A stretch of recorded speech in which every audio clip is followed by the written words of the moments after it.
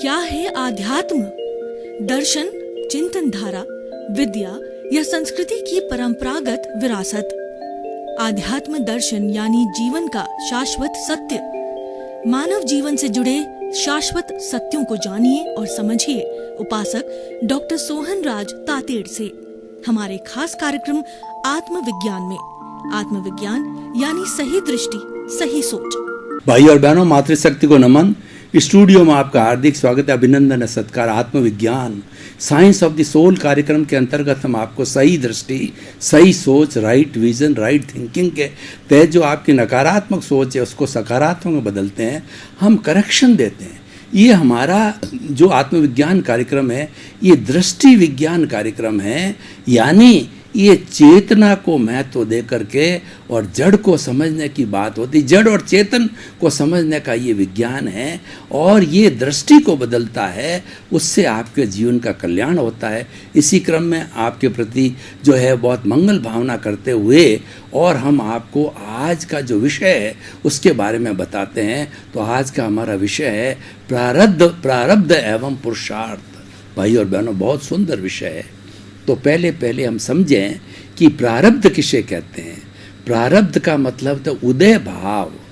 पिछले जन्म के अंदर हमने जो जो कॉज डाले हैं, जो जो हमने भाव किए हैं, एक भाव को, एक कॉज को हम भाव को कॉज कहते हैं और वो बंच बनता है कॉजेस का, तो वो कॉजल बॉडी बनती है। तो पिछले पूरे जन्म के अंदर हमने जैसे जैसे कॉजेस डाले हैं उस कॉजेस के अनुरूप जो है हमारी कॉजल बॉडी बनी और वह कॉजल बॉडी जो है वह हमारा जो भाव पक्ष था, भाव कर्म थे, इस जन्म में जब हमने जन्म लिया तो द्रव्य कर्म में परिणित हुए।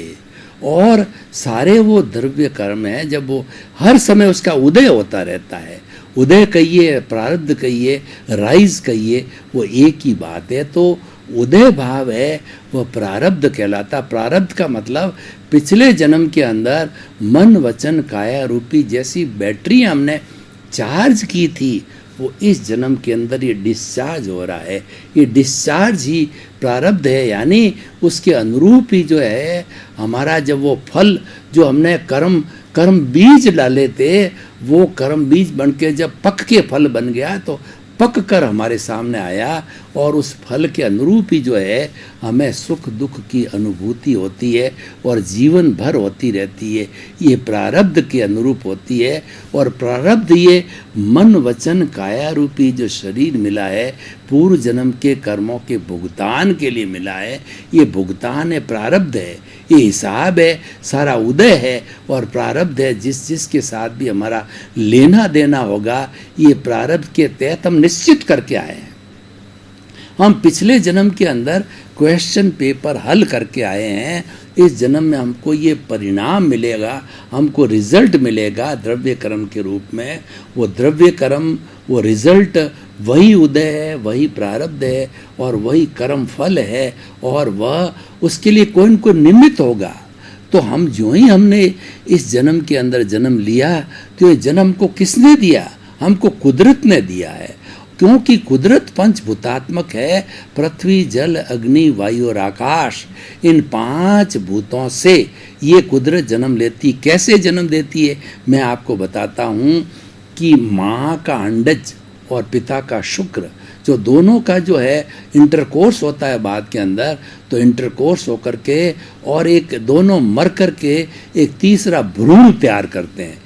तीसरी आत्मा का जन्म होता है और भ्रूण, वो एम्ब्रियो जो है बढ़ते बढ़ते जो है वो 9 महीने के बाद में बच्चा आता है और जन्म लेता है। वह नर मादा के रूप में वो जन्म लेकर के फिर अपने कर्म जो साथ में लेके आया है, जन्मते ही उसका प्रारब्ध और जो है उसका वह जो है वो उदय भाव चालू हो जाता है। वो पुण्य पाप रूप में होता है। अगर पुण्य का उदय होता है तो वो हमारे को सुख, शांति और आनंद और हमारा सुख देता है। पाप का उदय होता है तो वो हमें दुख देता है, ये प्रारब्ध है। मैं आपको उदाहरण के साथ बताना चाहता हूँ कि आप किसी बॉम्बे जैसे बड़े शहर में चले जाइए, वहाँ पर बड़ी बड़ी अट्टालिकाएँ, 100-100 मंजिल की अट्टालिकाएँ हैं, और ठीक उसके नीचे ही जो है वह झुग्गी झोंपड़ी है। तो जो अट्टालिका के अंदर जीवन यापन करने वाला होता है, वह जो है वह सुख का जीवन, पुण्य का जीवन जीता है। अच्छा खाना, अच्छा पीना, अच्छा गाड़ी, अच्छा परिवार, अच्छे कपड़े, अच्छी धन दौलत है। और जब आप उससे अट्टालिका के नीचे आते हो, झुग्गी झोंपड़ी में प्रवेश करके देखो, तो आपको मालूम पड़ेगा कि 5-5, 7-7 लोग छोटे से 5 फुट बाई 5 फुट की झुग्गी झोंपड़ी में रहते हैं। बराबर से वो सो नहीं सकते, बराबर से वो बैठ नहीं सकते, ऊपर से पानी टपक रहा है, और वो पानी भी उनको सहन करना, गर्मी लग रही है, सर्दी के अंदर पूरे कपड़े नहीं उनके पास में, 2 जून की रोटी नहीं मिलती, आपस में लड़ते हैं, झगड़ते हैं, कलह है, बीमारी है, और कोरोना जैसी बीमारी भी ऐसी झुग्गी झोंपड़ी वालों के अभी ज़्यादा फैली है, क्योंकि वो अति नज़दीक में रहते हैं, उनके पास व्यवस्था नहीं है क्वारंटीन करने की, दूर रहने की। तो भाई और बहनों, हम ये आपसे बताना चाहते हैं कि वो पाप का फल है, और वो पुण्य और पाप हम पीछे से लेकर के आए। ये सारा प्रारब्ध है गीता की भाषा में, और जैन धर्म की भाषा में उदय है। तो इसीलिए प्रारब्ध और उदय एक ही है। अब हम जो है पुरुषार्थ की बात करते हैं। कई लोग क्या भ्रांति पालते हैं, कई लोगों को अज्ञान होता है, तो वो क्या कहते हैं कि पुरुषार्थ करके मैंने मकान बनाया, पुरुषार्थ करके मैंने बच्चे को इंजीनियर बनाया, चार्टर्ड अकाउंटेंट बनाया, पुरुषार्थ करके मैंने फैक्ट्री खड़ी करी, पुरुषार्थ करके मैं बड़ा नेता बना, पुरुषार्थ करके मैं जो है भारत का प्रधानमंत्री बना, पुरुषार्थ करके मैं भारत का राष्ट्रपति बना, एमएलए बना, एमपी बना, अच्छा लेखक बना, अच्छा विद्वान बना। कहता उसको पुरुषार्थ मानता है। परिणाम को पुरुषार्थ मानना जो है, यह हमारा अज्ञान है। वो तो हम लेकर के आए हैं, जो हो रहा है वह पुरुषार्थ नहीं है, हम करेंगे वह पुरुषार्थ है। मैं आपको बताना चाह रहा हूँ हो रहा कैसे, कि आपकी पत्नी के साथ के अंदर आप किसी समय अच्छा प्रेम है, लेकिन कभी ऐसे बरस पड़ते हो कि बेचारी को न मालूम क्या क्या गालियाँ बक देते हो। तो क्या आप पत्नी से झगड़ा करना चाहते थे? बाद में आपको कितना प्रायश्चित होगा, पश्चाताप होगा कि मैंने गलत कह दिया, क्षमा याचना भी करते हो, शुद्धिकरण भी करते हो, वो विषय अलग है। पर वो हो गया, न चाहते भी हो गया। मैं तो ये चाहता हूँ कि मैं भारत का प्रधानमंत्री बन जाऊँ, तो क्या मैं बन सकता हूँ? नहीं, क्योंकि मेरा प्रारब्ध नहीं है तो बन नहीं सकता। मेरे सोचने से क्या होता है, हर एक व्यक्ति चाहता मैं करोड़पति बन जाऊं, अरबपति बन जाऊं, लेकिन उसका प्रारब्ध नहीं है, वो लेकर के नहीं आया तो कैसे बनेगा? वो हम जो लेकर के आए वो नियत है, उससे एक सांस भी हम अतिरिक्त नहीं ले सकते हो। सांस का संबंध आयुष्य कर्म से है, तो जितना आयुष्य उतनी सांसें बनती है, एक भी सांस व्यक्ति ज़्यादा नहीं ले सकता है। अंत समय आता है तो डॉक्टर कह देता नाउ ही इज डेड, और सांस बंद हो जाती है। तो भाई और बहनों, ये नियत है, ये परिणाम है, ये रिजल्ट है। इसको बदलना, उसको पुरुषार्थ कहते हो, ये भ्रांति है, वो नहीं किया जाना। उससे जो पुरुषार्थ नहीं है, पुरुषार्थ का मैं आपको डेफिनेशन बताता हूँ कि पुरुष जो बन जाता है वह पुरुषार्थ करता है। पुरुष कब बनता है? जबकि हम सांख्य की भाषा में बात करें तो पुरुष जो होता है एक ईश्वर का रूप होता है, ब्रह्म का रूप होता है, वो एब्सोल्यूट प्योर होता है। उसके अंदर किसी तरह का राग द्वेष, कोई बुराई अशुद्धि नहीं होती, एक प्रकृति होती है। प्रकृति के अंदर रजस, तमस और सत्व तीनों गुण होते हैं। वह तमोगुण के कारण उसके अंदर जो है अहिंसा भी होती है, रजस गुण के कारण वो प्रकृति चंचल भी है, यानी माया है उसके अंदर, और सत्व गुण के कारण उसके अंदर धार्मिकता भी है, कुछ सज्जन पुरुष भी रहते हैं। तो वो प्रकृति है। प्रकृति की जब छाया पुरुष पर पड़ जाती है, कई बार मादा की छाया पुरुष पर पड़ती है और उससे वो मुग्ध हो जाता है, तो वो गलती कर बैठता है, वो उसका दोष हो जाता है। तो पुरुष ने प्रकृति की छाया पड़ने से लुब्धता के कारण जो है उसको दोष हो गया, और दोष होकर के वो राग द्वेष पैदा हो गया, और वो व्यक्ति जो है वह जो है मैला हो गया।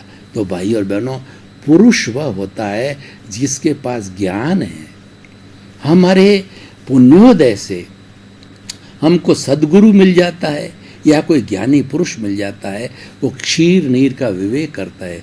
वो ज्ञानी पुरुष या हमारा सद्गुरु हमारे पे कृपा करके, ये कृपा का मार्ग है कि हमारा जो अनंतानुबंध कषाय है, अनंतानुबंधी मोह है। अनंतानुबंधी मोह कैसा होता है कि पत्थर की चट्टान पे लकीर खींचना, छेनी हथौड़ा से वो तोड़ा जाता है। कितना कठिन काम है। वो अनंतानुबंधी कषाय है, वो मिथ्यात्व है।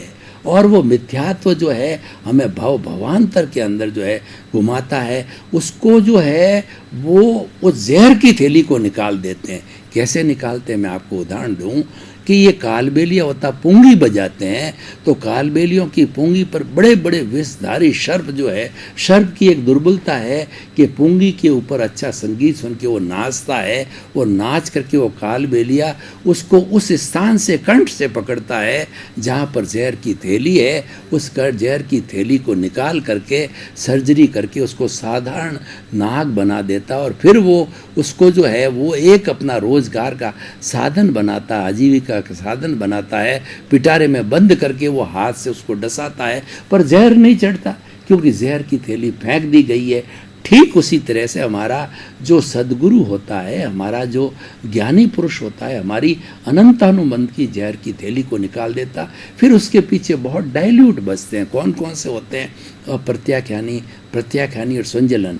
अप्रत्याख्यानी क्या होता है? लकड़ी के ऊपर रेख, तो कोई भी मुलायम लकड़ी है उसके ऊपर थोड़ी सी कोई भी चाकू घुमाओ तो उसके ऊपर लकीर हो जाती है। और एक होती है प्रत्याख्यानी, होता है वह जो है वो अपना जैसे रेत के, आलू रेत के ऊपर लकीर खींची, हवा आई तो पता ही नहीं लकीर खींची कि नहीं खींची, वो मिट जाती है। और पानी पे लकीर खींचना, खींच के राजी हो गया पर वो लकीर के बराबर कुछ नहीं। यानी वो हमारे बाकी के जो कषाय होते हैं वो बहुत नॉर्मल हो जाते हैं और वो बर्फ़ की सीला की तरह होते हैं, डिस्चार्ज रूप में होते हैं।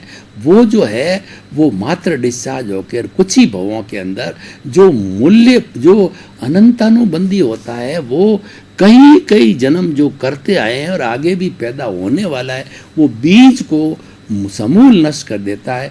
उस जहर की थैली को फेंक देता है, क्रोधमान माया की थैली को, कषाय को, राग द्वेष को। तब जा कर के जो है वो हमारे को ज्ञान दे देता है। और वो ज्ञान लेने के बाद के अंदर हम पुरुष बन जाते हैं और हम पुरुषार्थ करते हैं। अब देखिए, पुरुषार्थ दो तरह का होता है, व्यक्ति भी दो तरह के होते हैं। एक तो होता है इजी माइंडेड व्यक्ति और एक शार्प माइंडेड व्यक्ति। जो इजी माइंडेड व्यक्ति होगा हर चीज़ को बड़े आराम के साथ करता है, और शार्प माइंडेड होगा एक एक क्षण की वैल्यू करता है।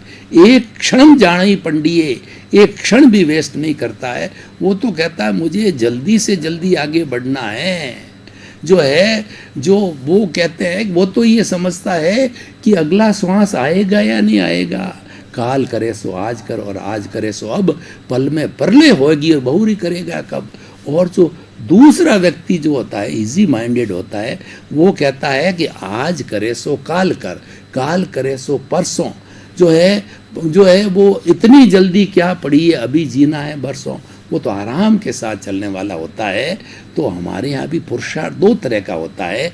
एक आत्मविज्ञान में रिलेटिव पुरुषार्थ है और एक रियल पुरुषार्थ है। रिलेटिव पुरुषार्थ सारे क्रियाकांड, जितने भी धर्म के, मंदिर जाना, समाई करना, मन वचन काया से सारी जुड़ी हुई जो भी धार्मिक क्रिया है। अधार्मिक क्रिया तो वो तो एब्सोल्यूटली पाप है, उसकी तो क्या बात करना, वो तो प्योरली अशुभ भाव है। उसका तो हमारे आत्मविज्ञान में अशुभ का या पाप का तो खाना ही नहीं है। हम तो रिलेटिव जो धार्मिक क्रिया है, धार्मिक क्रिया कांड है, जो मन वचन काया से की जाती है, वह रिलेटिव पुरुषार्थ में आता है। जो धार्मिक क्रियाएं हैं वो सारी है, समाई करो, मंदिर जाओ, अपनी अपनी अलग की है, अलग भगवान है, अलग मंदिर है, अलग क्रिया कांड है, अलग पूजन का। कोई आरती करता है, कोई माला फेरता है, कोई मंदिर जाता है, कोई मूर्ति की पूजा करता है, कोई मूर्ति की पूजा नहीं करता, कोई समाई करता है। जितनी भी हमारी धार्मिक क्रियाएं, हम उसको अच्छाई की कैटेगरी के अंदर मानते हैं, क्योंकि वो वो हमारा शुभ भाव है। लेकिन वो शुभ भाव है, वो रिलेटिव पुरुषार्थ मानता हूँ। शुभ भाव में क्या होता है कि शुभ भाव के साथ साथ के अंदर पुण्योदय होता है। पुण्योदय जरूरी है। पाप को काटने के लिए पुण्य का सहारा लेना पड़ता है।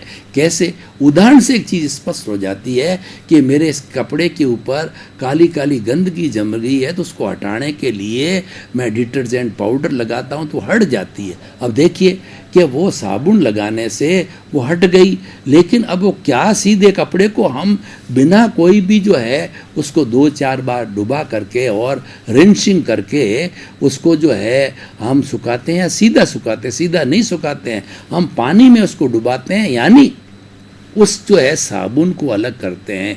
पुण्य रूपी साबुन को अलग किया जाता है। तो शास्त्रकार ये कहते हैं कि पहले पाप को जीतने के लिए, पाप को विजय पाने के लिए पुण्य का सहारा जरूरी है।